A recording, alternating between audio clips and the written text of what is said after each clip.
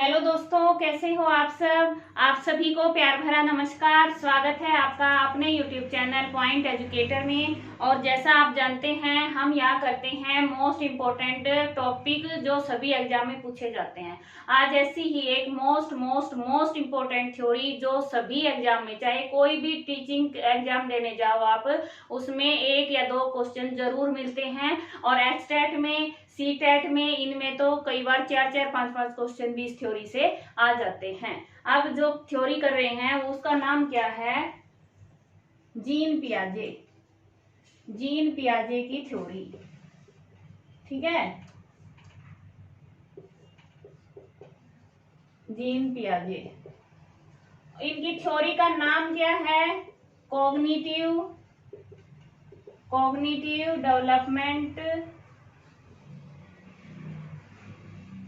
Developmental theory. और हिंदी में कहें तो संज्ञानात्मक विकासात्मक सिद्धांत, ठीक है। अब सबसे पहला वर्ड है कोग्निटिव। कोग्निटिव क्या होता है? कोग्निटिव होता है जो भी हमारे माइंड के जो प्रोसेस हैं, मेंटल प्रोसेसेस होते हैं, मानसिक क्रियाएं, वो सभी कोग्निशन में आती हैं। जैसे सोचना, तर्क करना, ठीक है, थिंकिंग, परसेप्शन, प्रत्यक्षण करना। और उसके बाद जैसे ये हमारा होता है रीजनिंग की, तर्कपूर्ण लॉजिकल बात करना। ये सभी किस में आएंगे? हमारे कॉग्निटिव में आएंगे। कॉग्निशन, संज्ञान यानी ज्ञान होना, संज्ञान, ठीक है। तो जो भी मेंटल प्रोसेस होंगे, जो दिमाग के काम होते हैं, दिमाग के प्रोसेस होते हैं, वो सभी क्या हैं? कॉग्निशन में आते हैं। वो कॉग्निटिव डेवलपमेंट थ्योरी में बताएंगे।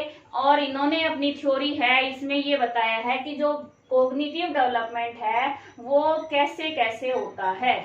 बच्चों का सोचने का तरीका और बड़ों का सोचने का तरीका अलग अलग क्यों होता है, कौन सी स्टेज पर बच्चा कैसे सोचता है, उसकी थिंकिंग में अंतर कैसे होता है, और बड़ों की थिंकिंग कैसे होती है, ये सब इन्होंने अपनी थ्योरी में अलग अलग बताया है, ठीक है। अब इनके बारे में थोड़ा बताते हैं। जीन पियाजे कौन थे? ये स्विट्जरलैंड से थे, इसलिए स्विस साइकोलॉजिस्ट थे। साइकोलॉजिस्ट उन्होंने बाद में कहने लगे हैं, पहले वो जूलॉजिस्ट थे। जूलॉजी से था उनका संबंध, ठीक है। अच्छा, इसके बाद बात करें तो इन्होंने ये थ्योरी डेवलप की है ना। कोई भी थ्योरी कैसे डेवलप होती है? कुछ केसेस लिए जाते हैं, अध्ययन स्टडी की जाती हैं, डीप स्टडी, केस स्टडी सब इकट्ठा करके उसके बाद कोई रिजल्ट निकलता है, जब वो थ्योरी डेवलप होती है। तो इन्होंने बहुत सारे बच्चों को लिया, लेकिन अपने खुद के 3 बच्चों को भी इन्होंने शामिल किया है इस थ्योरी में। उन्होंने अपने तीनों बच्चों का जो अलग अलग स्टेज पे डेवलपमेंट हुआ है उसके आधार पर ज्यादा व्याख्या की है, ठीक है। तो अब इसके आगे बात करें, इन्होंने जो डेवलपमेंट है, कॉग्निटिव डेवलपमेंट, संज्ञानात्मक विकास, उसको 4 स्टेजेस में डिवाइड किया है। कितने स्टेज हैं? 4 स्टेजेस। अब पहले इन स्टेजेस के नाम लिख देती हूँ समझाने के लिए, ताकि आपको सीरीज याद रहे। उसके बाद एक एक हम इसको अलग अलग करेंगे, स्टेजेस को डिटेल से, ठीक है।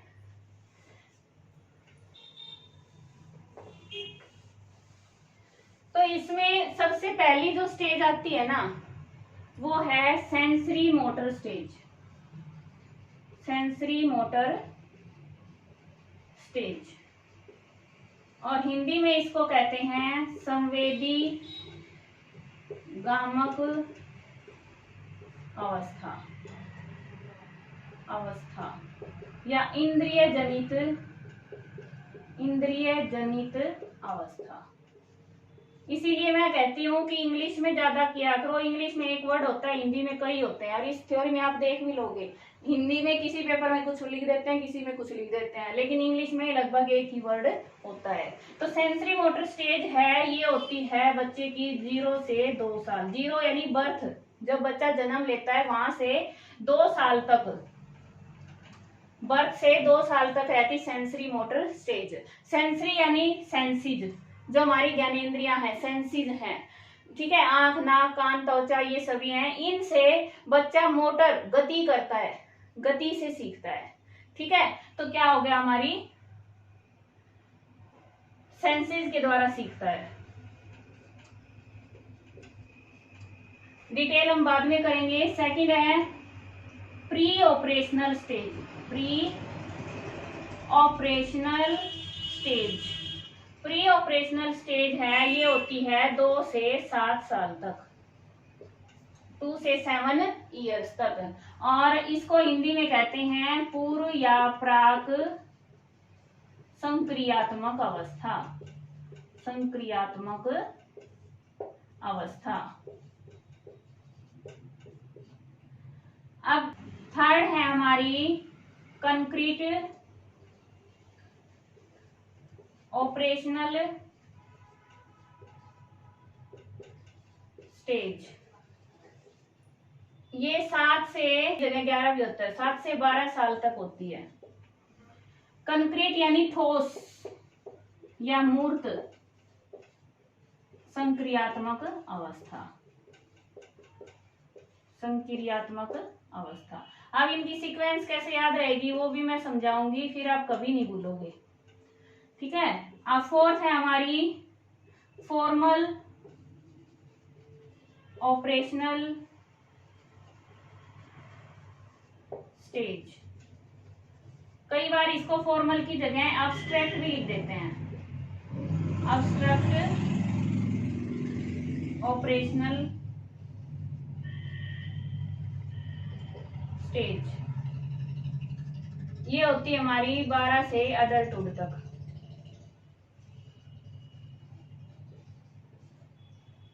ठीक है, 12 साल से अडल्टहुड तक होती है, और इसको हिंदी में कहें तो क्या कहेंगे, अमूर्त, अमूर्त संक्रियात्मक अवस्था। अब देखो सीक्वेंस, सबसे पहली सेंसिस से सीखता है बच्चा, ये याद रहेगा, ये तो पहली स्टेज है। अब इन तीनों में कंफ्यूजन हो जाता है कईयों को। जैसे हम स्कूल में पढ़ाने के लिए बच्चे को पहले फर्स्ट सेकंड क्लास में नहीं डालते, पहले किस में डालते हैं, प्री प्राइमरी स्कूल में डालते हैं ना, प्री नर्सरी यानी प्री स्कूल में डालते हैं। तो प्री यानी पहले, पहले तैयारी होती है, तो पहले की जो तैयारी प्री ऑपरेशनल स्टेज वो होती है 2 से 7 साल, याद रहेगा। फिर है कंक्रीट ऑपरेशनल और फॉर्मल या अब्स्ट्रैक्ट ऑपरेशनल में। कंक्रीट होता है ठोस मूर्त, जो वस्तुएं सामने हैं, सामने जो भी उपस्थित है, जो दिखाई देता है, जिसको छुआ जा सकता है, उसको समझना, उसके बारे में व्याख्या करना, वो होता है इस स्टेज में। ठीक है, मूर्त संक्रियात्मक अवस्था में। लेकिन जो दिखाई नहीं देता, कुछ भी ऐसी भावनाएं हैं, जैसे मान लो कहिए ईमानदारी, अब ईमानदारी दिखाई तो देती नहीं, तो वो जो शब्द हैं, जो कंसेप्ट हैं, जो अब्स्ट्रक्ट हैं, वो सभी इसमें होते हैं फोर्थ स्टेज में। 12 साल से ऊपर डेवलपमेंट उनका होता है अच्छे से। तो ये सभी बताया है इन्होंने, तो याद रहेगा ना, प्री, फिर कंक्रीट, फिर फॉर्मल, फॉर्मल या अब्स्ट्रक्ट। कंक्रीट को याद रख लो, ये दोनों अपने आप याद रह जाएंगे। प्री यानी पहले, फॉर्मल यानी बाद में। कहते हैं ना फॉर्मल एजुकेशन के लिए जा रहे हैं बाद में, तो फॉर्मल एजुकेशन बाद में, कंक्रीट उससे पहले प्री, और सबसे पहले सेंसरी मोटर स्टेज। अब करेंगे स्टेजेस इसकी 1 बाय 1। अब फर्स्ट स्टेज है हमारी सेंसरी, कई जगह सेंसरी में वाई भी होता है, कई जगह आई होता है। सेंसरी मोटर स्टेजेस, स्टेज कहां से, बर्थ से 2 ईयर तक। ठीक है, हिंदी में पहले लिख दिया था मैंने, इंद्रिय जनित संवेदी गामक या संवेदी पेशीय अवस्था, 3 नाम होते हैं इसके। अब सेंसरी मोटर स्टेज है, इसके मेन पॉइंट क्या क्या है। सबसे पहला है यूजेज ऑफ सेंसेज। क्या यूज होता है, सेंसेज का यूज होता है, और मोटर स्किल्स। ठीक है, मोटर स्किल्स का यूज होता है, एक्टिविटी होती है, उसके द्वारा बच्चा सीखता है। दूसरा होता है, इसमें बी पार्ट लिख देती हूँ, बच्चा है वो अनुकरणात्मक विधि से सीखता है, अनुकरण करके, नकल करके सीखता है। ठीक है, अनुकरणात्मक से सीखना, दूसरों को देखकर नकल करके फिर करता है, सीखता है। फिर है थर्ड इसमें कि पहले जब बच्चा जन्म लेता है ना, स्टार्टिंग में बर्थ के टाइम उसमें इनवॉलेंट्री रिफ्लेक्सेस होते हैं। कैसे? छींकना, क्या कोई सिखाता है उसको? नहीं ना, पहले से होता है उसमें। छींकना और फिर रोना, खाना, ये सभी उसमें होते हैं। तो रिफ्लेक्सेस होते हैं, रिफ्लेक्सेस से वो रिफ्लेक्टिव तक जाता है, रिफ्लेक्टिव। ठीक है, रिफ्लेक्सिव स्टेज से वो रिफ्लेक्टिव स्टेज तक डेवलप करता है। इसके यानी रिफ्लेक्ट करता है, बाद में वो सीख जाता है। इसके बाद है अगला पॉइंट कि जो छोटा बच्चा है उसमें मीनिंगलेस एक्टिविटी होती है। स्टार्टिंग में वो मीनिंगलेस एक्टिविटी करता है, ऐसे ऐसे हाथ पैर मारना, खेलता है, अंगूठे को चूसता है या फिर पैर का अंगूठा मुंह में ले लेता है। देखा है आपने छोटा बच्चा? तो मीनिंगलेस एक्टिविटी स्टार्ट होती है, मीनिंगलेस एक्टिविटी से स्कीमा डेवलप होते हैं।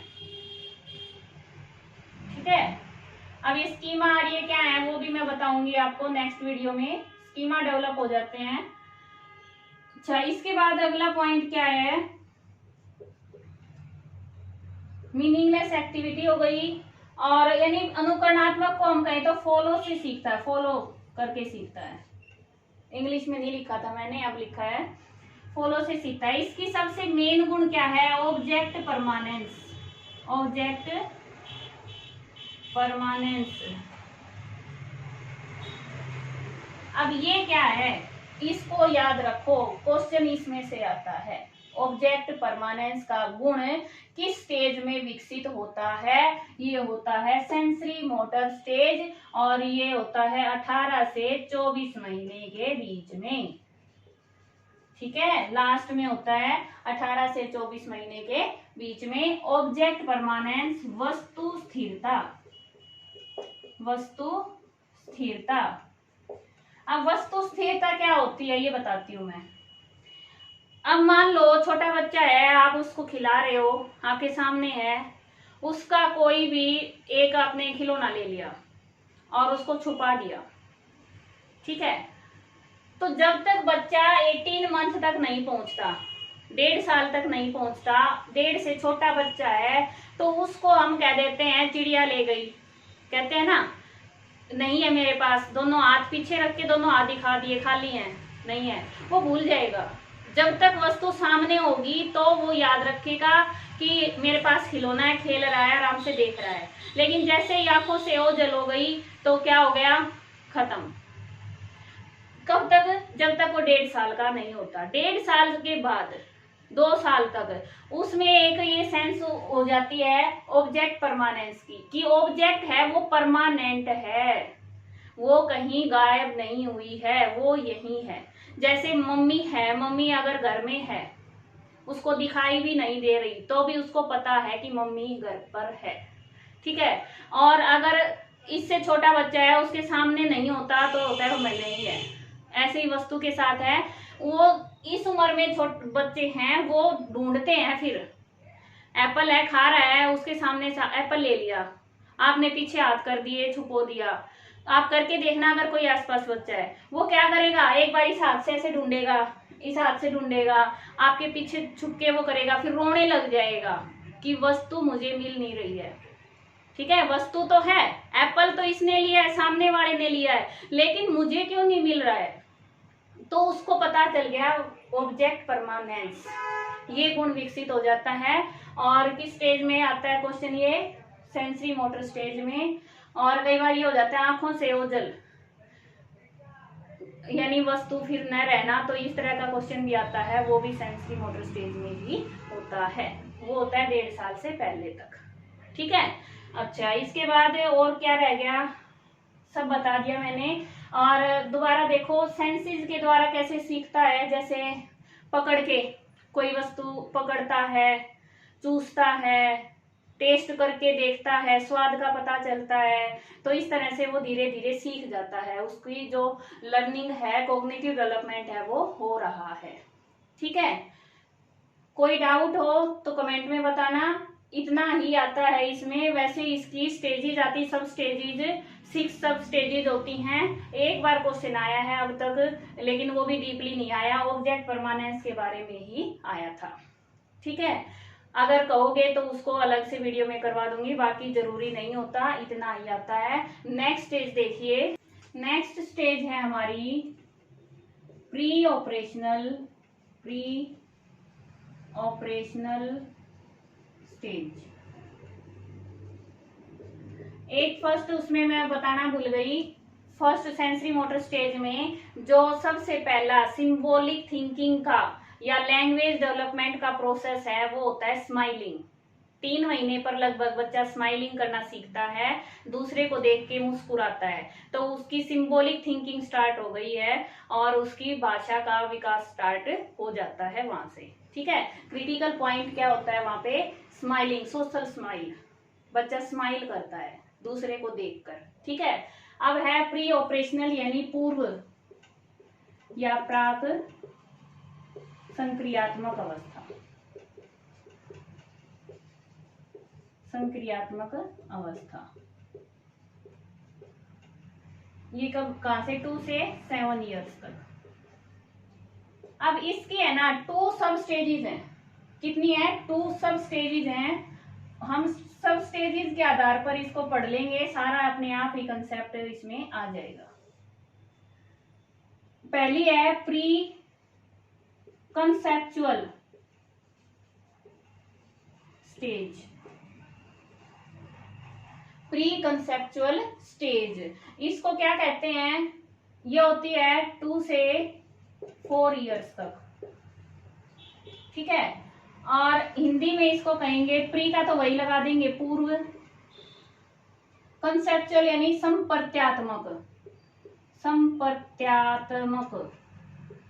अवस्था, और एक नाम होता है पूर्व वैचारिक अवस्था।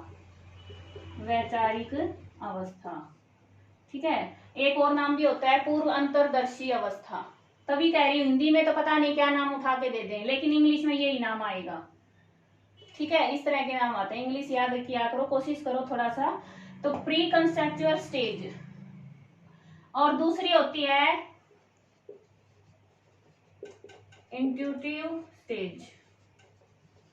इसको चाहे हम अंतर्दर्शी अवस्था कह दें, अंतर्दर्शी अवस्था या वैचारिक अवस्था या संपर्त्यात्मक अवस्था। ठीक है, ये पूर्व है, ये वैचारिक अवस्था है, और इसका नाम एक और भी है ट्रांजिशनल, हाँ ट्रांजिशनल स्टेज। ठीक है, ट्रांजिशनल स्टेज, और इसको हिंदी में कहते हैं सांग्रामिक अवस्था। इतने मुश्किल नाम है, बड़ी मुश्किल से ढूंढ कर लाई हूं, सांग्रामिक अवस्था। ये पेपर में आए हुए हैं पहले ऐसे नाम, इसीलिए फिर मुझे ये लगा कि आपको बता देना चाहिए। अब इसमें क्या होता है देखो, प्री कंसेप्चुअल स्टेज में 2 टाइप के सिग्निफायर्स होते हैं। सिग्निफायर्स यानी सूचकता, सूचकता, सिग्निफायर यानी सिंबल एंड साइन। सिंबल और साइन से सीखता है, संकेत से सीखता है। ठीक है, चिन्ह या संकेत, इससे ज्यादा और क्या बताऊं, चिन्ह, संकेत, सिंबल, साइन, तो इनसे सीखता है। कैसे, जैसे मान लो मेरा बेटा छोटा था, उस टाइम मेरी पायल की आवाज से वो दूर से बता देता था मम्मी आ रही है, जबकि उसने सामने मम्मी नहीं देखी अभी, सभी को ये कह देता मम्मी आ रही है। क्यों? उसने पायल की जो आवाज थी उसको संकेत बना लिया मम्मी के आने की, ये मम्मी के पायल की आवाज है, ठीक है, तो उसको संकेत मिल जाता था कि मम्मी आ रही हैं। दूसरा, सिंबल्स का यूज कैसे होता है, जैसे ट्रायंगल का पहचान, सर्कल की पहचान, फिगर्स को देखकर कह दे घर कैसा होता है, तो ट्रायंगल शेप में होगा जब बताएगा घर है ये, ठीक है। पहिया कैसा है, गोल, सर्कल बना सकता है। चूड़ी कैसी है, तो इस तरह से बच्चे को सिंबल्स का पता चल जाता है, साइन और सिंबल का पता चल जाता है किस स्टेज में, पूर्व संप्रत्यात्मक अवस्था में, प्री कंसेप्चुअल स्टेज में, और ये नहीं मिले पेपर में तो प्री ऑपरेशनल स्टेज में। इसीलिए करवा रही हूँ कि ऑप्शन कोई भी आ जाए आपको याद रहना चाहिए, ठीक है। अच्छा, इसके बाद बात करें तो शब्द कुछ तो उसमें सेंसरी मोटर में उसका स्टार्ट हो गया है, लेकिन भाषा, वाक्य बनाना कहाँ सीखेगा, यहां से स्टार्ट होगी, ठीक है। सेंसरी मोटर में अनुकरण से, फॉलो करके सीख रहा था बच्चा, फॉलो से सीख रहा था, इसमें किससे सीख रहा है, प्ले से और फॉलो से सीख रहा है, अनुकरणात्मक से भी सीख रहा है और खेल से भी सीखता है। क्लियर हुआ इतना? अच्छा, इसके बाद और बताएं तो सिंबॉलिक थिंकिंग तो इसी में आ जाएगी, सिंबल्स का यूज करना सीख गया तो सिंबॉलिक थिंकिंग की उसने स्टार्टिंग कर दी, ठीक है। और इसमें बता देती हूँ पहले, इसमें क्या होता है, बच्चा है वो plus minus multiply divide, maths में ये ऑपरेशन करना सीख जाता है, प्लस माइनस मल्टीप्लाई डिवाइड, गुणा भाग जमा घटा सीख जाता है। कब?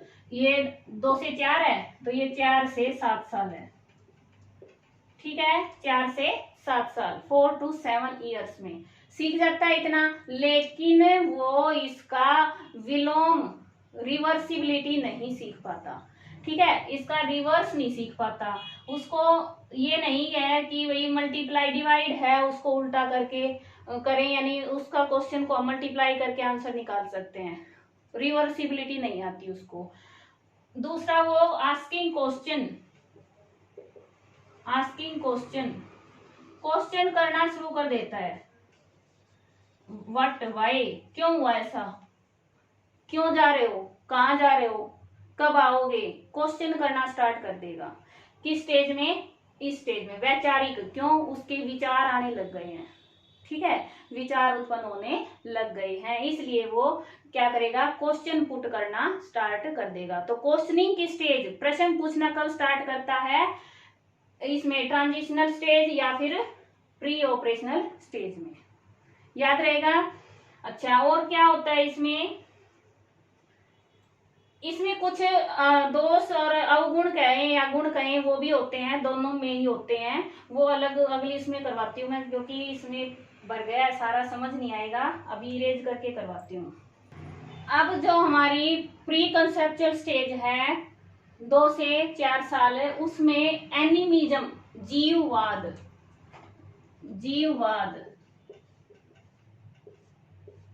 या सजीववाद भी कह देते हैं, जीववाद कहते हैं। तो एनिमिज्म का एक अवगुण होता है, दोष माना जाता है इसका, ठीक है, क्योंकि हर चीज को बच्चा सजीव समझने लग जाता है, वो सोचता है सब में जीवन है। जैसे कोई चीज, मान लो वो गिर जाता है चलता चलता बच्चा, तो पेरेंट्स उसको उठाते हैं, माँ उठाती, कोई भी उठाता है, वो कहते हैं चलो फर्श को पीटे, होता है ना ऐसा, फर्श को पीटे, तो उसको ये लगता है जैसे मुझे दर्द हुआ है, मैं गिरा हूं, ऐसे ही फर्श को भी दर्द हो रहा है, तो उसको सजीव समझता है। गुड़िया है, उसको अच्छे से कहते हैं इसको दूध पिला दें, इसको नहला दें, इसको सुला दें, वो करके उसको सुलाते रहते हैं, उसको भी सजीव समझते हैं। तो हर चीज में क्या सोचते हैं, वो जीवन सोचते हैं। तो एनिमिज्म का जो अवगुण है, दोष है, लिमिटेशन है, वो किसका है, प्री ऑपरेशनल स्टेज में होता है, ठीक है, 2 से 4 साल तक। फिर है ईगोसेंट्रिज्म क्या होता है, अहम केंद्रिता,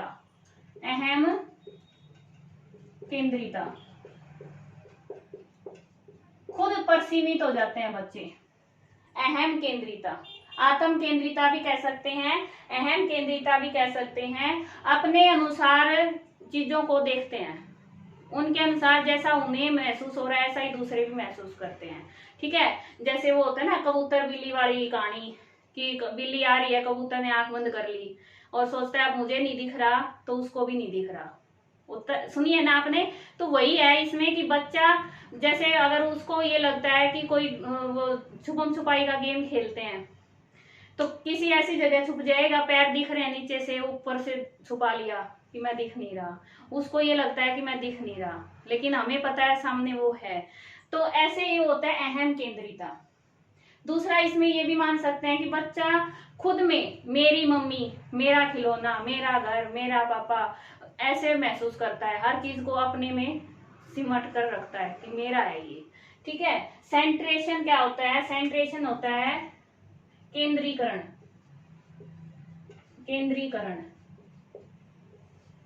केंद्रीकरण यानी किसी भी वस्तु की या किसी भी पर्सन, ऑब्जेक्ट, कोई भी चीज है उसकी एक विशेषता पर फोकस करते हैं, बाकी विशेषता दिखाई नहीं देती। जैसे बार बार एक एग्जांपल आता है, एक गिलास है,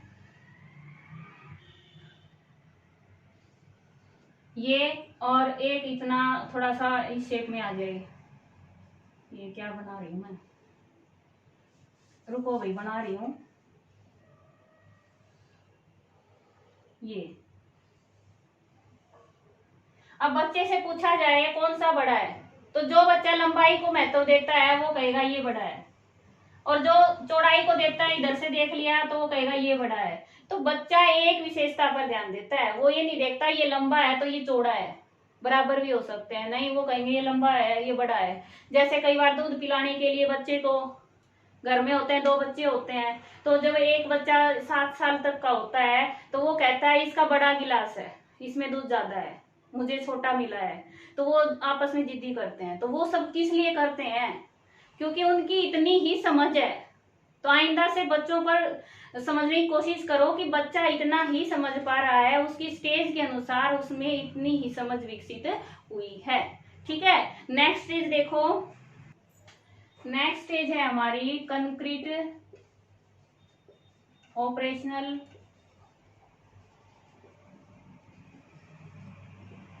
स्टेज। ठीक है, मूर्त या ठोस संक्रियात्मक अवस्था। कब से कब तक होती है ये? 7 से 12 साल तक। 7 से 12 साल तक। अब मैंने इसमें कुछ टर्म लिख ली हैं। क्यों लिखी हैं? क्योंकि इतनी सारी हैं, कोई ना कोई मिस हो जाती है, इसलिए मैंने पहले लिख ली है कि कोई भी आपकी मिस नहीं होनी चाहिए। ठीक है। अब जो ये स्टेज है मूर्त ठोस संक्रियात्मक अवस्था, इसमें बच्चा है वो अपने सामने उपस्थित, जो उसने कभी भी देखा है, कभी महसूस किया है, छू कर देखा है, उन सभी के बारे में जानकारी रखता है, वो उनके बारे में एक्सप्लेन कर सकता है। ठीक है। और इसमें सबसे पहला गुण आता है रिवर्सिबिलिटी। ये है गुण इस विशेषता का। ठीक है। क्या है? रिवर्सिबिलिटी यानी पलटावी गुण। पलटावी गुण, इसका मतलब क्या है कि मैथ्स में जैसे हम करते हैं 7 - 2 = 5, तो हम ये भी कह सकते हैं 5 + 2 = 7। ठीक है। इस तरह से रिवर्स करके भी बच्चे को पता चल जाता है कि ये आपस में रिवर्स भी हो जाते हैं। तो ये होता है पलटावी गुण। इसमें जितनी भी है ना, ये रिलेशन, सेरिएशन, क्लासिफिकेशन, न्यूमरेशन, तो जो मैथमेटिकल रीजनिंग आती है, जो रीजनिंग के जो कंसेप्ट हैं वो इसमें स्टार्ट हो जाते हैं। कौन सी स्टेज में? कंक्रीट ऑपरेशनल स्टेज में। रीजनिंग में हम करते हैं जैसे क्लासिफिकेशन करो, 3-4 चीजें हैं, उनमें से अलग कौन सी है, भिन्न को छांटो। ठीक है। एनालॉजी है, न्यूमरेशन है, नंबर सीरीज है, नंबर को कंप्लीट करना, सीरीज को कंप्लीट करना, और पार्ट होल नॉलेज, कोई पूरा वो दे रखा है उसके अलग अलग पार्ट में डिवाइड करना। तो इस तरह से क्या है, बच्चे में ये सारे जो गुण हैं विकसित हो जाते हैं। और कंजर्वेशन एक रिवर्सिबिलिटी और एक कंजर्वेशन, ये दो नाम तो बहुत बार पूछे जाते हैं। कंजर्वेशन को हिंदी में संरक्षण कहते हैं, ठीक है। अब कंजर्वेशन का गुण क्या होता है, देखो मैं बताती हूँ आपको कि एक बच्चा है, उसको ये कह दें 1 किलो रुई कपास, ठीक है, ऐसे ऐसे होती है ना कपास, 1 किलो कपास और 1 किलो मान लो कुछ भी ठोस वस्तु मान लें, चीनी, शुगर, कौन सी ज्यादा है? तो इस स्टेज में बच्चा बता देगा कि दोनों बराबर हैं। लेकिन इससे पहले जो स्टेज थी उसमें बच्चा हमेशा ज्यादा जो दिखता है ना उसको कहेगा ज्यादा है, ठीक है। तो कंजर्वेशन का गुण ये हो गया। और इसमें आएगा कंजर्वेशन में कि बच्चा अब बता सकता है कि ये दोनों बराबर हैं। क्लियर हुआ? अब इसमें और क्या रह गया, और तो कुछ रहा ही नहीं। रिलेशंस, आपस में जो संबंध है कि वस्तु का वस्तु के साथ, नंबर का नंबर के साथ, पर्सन का पर्सन के साथ, वो भी अच्छे से डिफाइन कर सकता है। तो मूर्त जो भी है, ठोस जो सामने दिखता है उसके बारे में सारे रिलेशन, सारे संबंध, सारे सेरिएशन सीरीज बनानी, सब कुछ आ जाता है बच्चे को, क्लासिफिकेशन करना। तो 12 साल तक बच्चा सीख जाता है, याद रहेगा। अब इसमें सीखता कैसे है बच्चा? पहले में तो था हमारा फॉलो से सीखता है, दूसरे में प्ले एंड फॉलो से सीखता है। इसमें क्या सीखता है बच्चा? सेल्फ एक्सपीरियंस से सीखता है। सेल्फ एक्सपीरियंस, स्वयं के अनुभव से, ठीक है। और ऑब्जर्वेशन से सीखता है, दूसरों को ऑब्जर्व करके सीखता है। सेल्फ एक्सपीरियंस एंड ऑब्जर्वेशन से सीखता है। अब इसमें कमी क्या रह गई भाई? बच्चे ने तो सब कुछ सीख लिया, अब कमी क्या रह गई? कमी रह गई अब्स्ट्रैक्ट नॉलेज की, अब्स्ट्रैक्ट नॉलेज की, लॉजिकल थिंकिंग की। लॉजिकल थिंकिंग स्टार्ट हो गई है, पूरी तरह विकसित नहीं हुई है, ठीक है।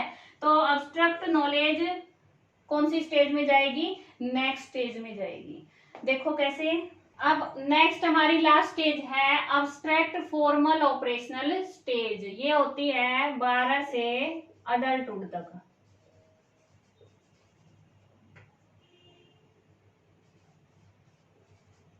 ठीक है, अडल्टहुड तक 12 से। अब इसमें क्या क्या होता है, क्योंकि अब बच्चा जो पीछे का डेवलपमेंट है वो मूर्त तक तो हो चुका है। अब वो जो अमूर्त दिखता है ना, जो महसूस होता है, फीलिंग होती है हमारी, फीलिंग, इमेजिनेशन,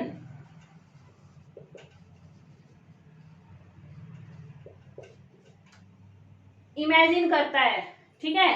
तो इमेजिनेशन, फीलिंग से संबंधित सोचना स्टार्ट हो जाता है, थिंकिंग है वो स्टार्ट हो जाती है और डेवलप भी हो जाती है इसी स्टेज में, ठीक है। स्टार्ट भी डेवलप भी इसी में होती है। अब्स्ट्रैक्ट थिंकिंग स्टार्ट होती है, डेवलप भी इसी में हो जाती है लास्ट तक। 12 से स्टार्ट होती है, लास्ट तक ये पूरी हो जाती है। फिर है कंक्रीट फुली डेवलप। कंक्रीट जो ऑपरेशनल स्टेज थी उसमें कंक्रीट थिंकिंग है वो डेवलप हुई है, लेकिन पूरी तरह से डेवलप कब होगी? इस स्टेज में होगी, ठीक है, 12 के बाद होगी। अब है higher stage of mental development. ये पूछा जाए क्वेश्चन कि higher stage of mental development कौन सी है अकॉर्डिंग पियाजे, तो ये आएगी हमारी फॉर्मल ऑपरेशनल स्टेज, ठीक है, सबसे उच्चतम हायर लेवल। फिर है logical thinking. Logical thinking start हो जाती है। फिर है फ्लेक्सिबिलिटी इन थिंकिंग। सोचने में फ्लेक्सिबिलिटी यानी लचीलापन होता है। ये नहीं कि एक का जो पहले मान लो प्रॉब्लम सॉल्विंग है, कोई भी क्वेश्चन है वो एक तरीके से निकला, तो हार्ड एंड फास्ट रूल ये नहीं होता कि दूसरा क्वेश्चन भी सेम ऐसे ही निकलेगा। तो फ्लेक्सिबिलिटी कब आती है? जब बच्चा अलग अलग तरीके से सोचता है, तो फ्लेक्सिबिलिटी हो जाती है थिंकिंग में। Hypothetical deductive reasoning. हाइपोथेटिकल क्या होती है? ये होती है, इसको कहते हैं, एक मिनट, बोलते हैं परिकल्पनात्मक, ठीक है, कि परिकल्पनात्मक निगमनात्मक तर्कना, तर्कना तो इसका हिंदी में ये होगा। लेकिन क्या होता है ये कि परिकल्पना करके, अपनी तरफ से कुछ भी इमेजिन करके वो बच्चा उसके बारे में डिडक्टिव रीजनिंग बता सकता है, सोच सकता है। फिर है लेवल ऑफ एजुकेशन, इसको बहुत ज्यादा प्रभावित करता है। बच्चे को जितना अच्छा लेवल ऑफ एजुकेशन मिलेगा, उसका डेवलपमेंट, जो कॉग्निटिव डेवलपमेंट है, वो उतना ही अच्छा होगा। इसीलिए ज्यादातर पेरेंट्स हायर क्लासेज में अच्छे स्कूल ढूंढते रहते हैं कि हमारे बच्चे का जो पढ़ाई का लेवल है वो सही हो। ठीक है।